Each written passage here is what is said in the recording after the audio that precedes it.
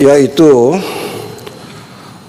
kerajaan berusaha, Kabinet Perdana Menteri berusaha untuk memerangi rasuah, tapi persepsi di luar sana melihat ada kes cepat disiasat, ada kes lambat disiasat, kadang-kadang tak siasat langsung, ada kes cepat dituduh, ada kes langsung tak dituduh.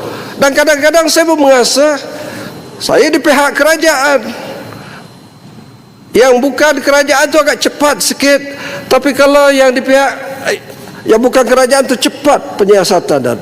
Tapi kalau di pihak kerajaan ini lambat sedikit. Jadi itu menjadikan apa yang berlaku, apa yang dipanggil transfer indeks rasuah negara kita tak meningkat, kan? Satu segi buat, satu segi lagi kita tidak buat. Tapi